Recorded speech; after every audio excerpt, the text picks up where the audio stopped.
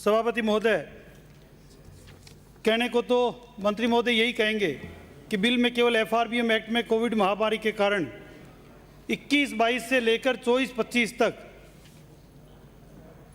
In financial years में central government ने इनको जीएसडीपी का 0.5% एक्स्ट्रा लोन लेने की अनुमति जो राज्यों को छूट दी है, ये उसका बिल लेकर आए।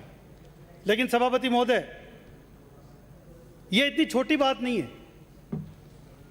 ये लोन लेने की आवश्यकता क्यों पड़ रही है, इस एक्ट में माननीय मंत्री महोदय को ये भी साथ में रखना चाहिए कि राजस्थान की फाइनेंशियल स्थिति क्या है और इस लोन की आवश्यकता क्यों पड़ रही है। आज यदि हम रेवेन्यू रिसिप्ट हमारी लगातार कम हो रही है और खर्चे लगातार बढ़ाते जा रहे हैं, उसके कारण हमारा लोन का स्ट्रक्चर जो है वो एक भयावह स्थिति में पहुंच गया। सभापति महोदय, आज 2019-20 का जो पहला बजट था उसकी रिसिप्ट्स के एक्चुअल जो देखें तो 1,64,000 करोड़ के अगेंस्ट में रिसिप्ट्स हुई है 1,40,000 करोड़ रुपए। उस समय कोरोना भी नहीं था, -14% की।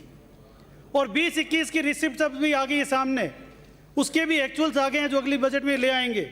1,73,000 करोड़ के अगेंस्ट में 1,32,830 करोड़ रुपए की रिसिप्ट है, -23% की।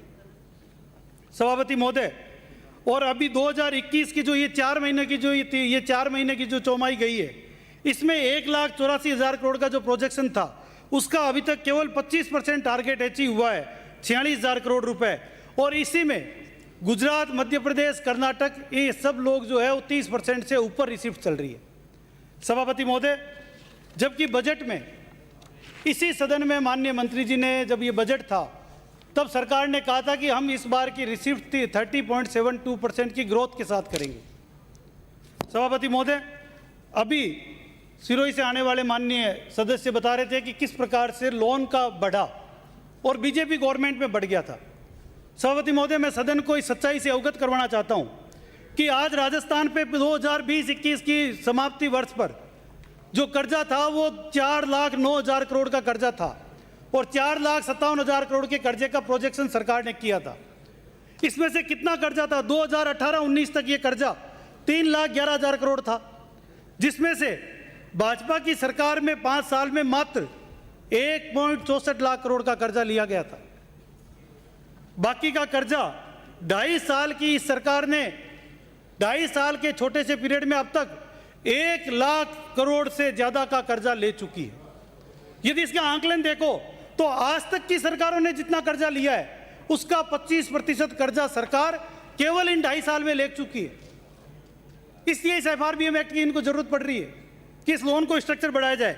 और इन्होंने ये नहीं बताया कि जब पिछली बार सेंट्रल गवर्नमेंट ने जब कोरोना की प्रथम लहर में छूट दी थी, जो 2% की छूट दी, उसमें राजस्थान ने स्टेट डेवलपमेंट बॉन्ड जारी करके रिजर्व बैंक से 47,911 करोड़ का कर्जा लिया। इन्होंने इसके अलावा 1,044 करोड़ नाबार्ड से लिए, एनसीआर प्लानिंग बोर्ड से 52 करोड़ का कर्जा लिया। और जैसे माननीय उपनेता प्रतिपक्ष महोदय ने बताया, यदि मैं और वो बिजली कंपनियों का कर्जा यदि इसमें जोड़ दूं तो सरकार की धरती खिसक जाएगी। सभापति महोदय, रास्ते में झूलती नजर आएगी।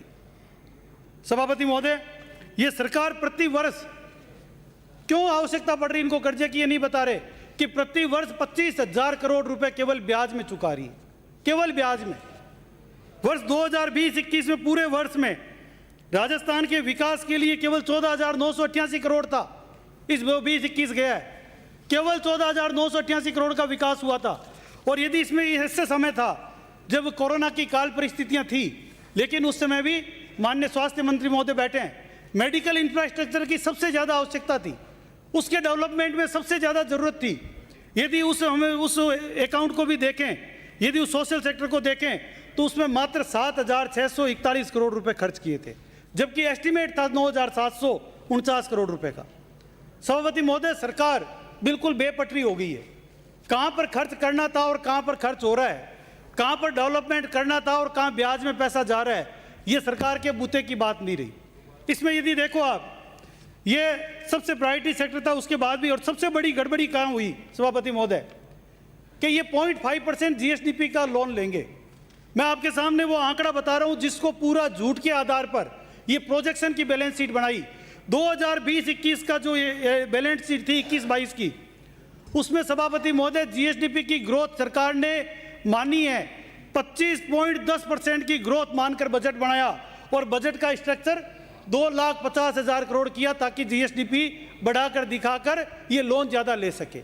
यहीं पर नहीं रुके, इन्होंने 23-24 के बजट में 11% की ग्रोथ पहले से बताई है, जबकि आज तक हिंदुस्तान में केंद्र सरकार अभी पहली बार इस कोरोना के बाद 20% की जीएसडीपी ग्रोथ पर आई है, वो भी खर्चा कम किया है, और 20% की, और राजस्थान सरकार ने 25.10% की ग्रोथ रेट पर पूरा बजट ही बना लिया ताकि लोन ज़्यादा ले सके। माननीय सिरोही से आने वाले सदस्य कह रहे थे कि सरकार ने इतना, राज्य सरकार एफआरबीएम एक्ट का भाजपा सरकार उल्लंघन कर चुकी। इस झूठे प्रोजेक्शन को निकाल कर देखो तो ये रेट जो है वो 3%, 9%, 15% कहाँ जाएगा ये लोन, इसकी गिनती नहीं होगी सभापति महोदय। सभापति महोदय, इसके रिकॉर्ड कलेक्शन के बाद में भी 2022-23 में इन्होंने जो 4% वृद्धि की संभावना इसमें जोड़ दी, जबकि 20-21 में जीएसडीपी जो थी वो थी चालू कीमतों पर -4.11%, और कांस्टेंट प्राइस पर भी चले जाएं तो माइनस में जीएसडीपी थी -6.61%, और 21-22 में 25, ये माइनस कवर करके 25% का प्रोजेक्शन, और उससे बैलेंस शीट बनाई। पहली चौमाही में उधार लेने में राजस्थान सबसे आगे है। हमने अब तक इस 4 महीने में 18,500 करोड़ रुपए सालाना लक्ष्य का 38% कर्ज ले चुके हैं ऑलरेडी। सभापति महोदय, मैं आपके सामने ये निवेदन करूंगा कि जबकि उत्तर प्रदेश 21% कर्जा लिया है, जबकि हमसे 4 गुना ज़्यादा आबादी है, तमिलनाडु 18%, मध्य प्रदेश 21%, कर्नाटक, गुजरात 32%, कर्नाटक 11% और महाराष्ट्र 8% पर है। सभापति महोदय, मैं ये कहूँगा कि सरकार ये स्पष्ट करे कि आखिर पिछले कोरोना के काल में, माननीय राजा खड़े से आने वाले सदस्य, हमको पता है आप सीए हैं, पर कभी कभी कोई बोलने दिया करो। सभापति महोदय, कोरोना के काल में भी, कोरोना के काल में जो सरकारों ने लोन लिया है, उस लोन का स्ट्रक्चर एक बार मैं कहूंगा मंत्री महोदय इसकी तरफ आप झांके। राजस्थान स्टेट ने 53,411 करोड़ रुपए लोन लिया। उत्तर प्रदेश हमसे कितना गुना बड़ा है, कितनी 4 गुना आबादी, उन्होंने लिया है 65,281 करोड़ रुपए। मध्य प्रदेश ने लिया 38,100 करोड़ रुपए, महाराष्ट्र ने लिया है 67,000 करोड़ रुपए, और राजस्थान छोटा स्टेट होने के बाद भी हमने लिया 53,411 करोड़ रुपए। ये लोन आपने कोरोना में लिया है। सभापति महोदय, मैं अंत में केवल इतना ही कहना चाहूँगा कि ये सरकार एक बार ये देखे कि आप कब तक उधार से घी पीते रहेंगे। ज़्यादा घी पीने से भी मंत्री महोदय सेहत बिगड़ जाती है। घी पीना तो जरूरी है, लेकिन सेहत बिगाड़ना ठीक नहीं है।